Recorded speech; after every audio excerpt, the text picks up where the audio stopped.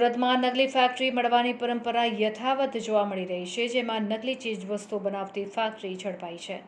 સુરત શહેરના સરથાણામાં કંપનીએ પોલીસને સાથે રાખી દરોડા પાડ્યા હતા. ફેક્ટરીમાં નકલી બ્રાન્ડેડ સાબુ, હાર્પિક બનાવતી હતી, તો નકલી ડેટોલ સાબુ સહિતનો મોટો જથ્થો જપ્ત કરવામાં આવ્યો છે. શહેરમાં નકલી બનાવટી અસલી ફેક્ટરી ઝડપાઈ છે. બ્રાન્ડેડ સાબુ, હાર્પિક, લિક્વિડ સહિતની બ્રાન્ડેડ ચીજવસ્તુઓનું ડુપ્લિકેશન થતું હતું, જેમાં નકલી ચીજવસ્તુઓનું ઉત્પાદન કરતી ફેક્ટરી પર રેડ કરવામાં આવી હતી. કંપનીએ પોલીસને સાથે રાખી છાપો માર્યો હતો, જેમાં નકલી ચીજવસ્તુઓ બનાવવા વપરાતું રો મટીરિયલ્સ મોટી માત્રામાં જપ્ત થયું છે. તેમાં બનાવટી ડેટોલ સાબુ, લિક્વિડનો મોટો જથ્થો જપ્ત કરાયો છે. તેમજ સરથાણા પોલીસ સ્ટેશનથી થોડાક જ અંતરમાં ફેક્ટરી ચાલતી હતી, તેથી પોલીસ સામે પણ સવાલો ઉઠ્યા છે. આ સમગ્ર રાજ્ય સહિત સુરતમાં નકલીની બોલબાલા થઈ ગઈ છે.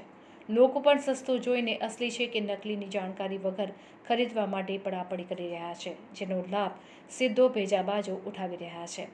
અગાઉ ગુજરાતનું આર્થિક શહેર તરીકે જાણીતા સુરતના ઓલપાડ તાલુકામાં છેલ્લા 10 મહિનાની અંદર અસલીના નામે નકલી પ્રોડક્ટનો કાળો કારોબાર 5 જેટલી ફેક્ટરીઓમાં ઝડપાઈ ચૂકી છે, જેમાં નકલી નોટ, નકલી ઘી, નકલી શેમ્પૂ, નકલી વિમલ અને નકલી આયુર્વેદિક દવાની ફેક્ટરીનો સમાવેશ થયો છે.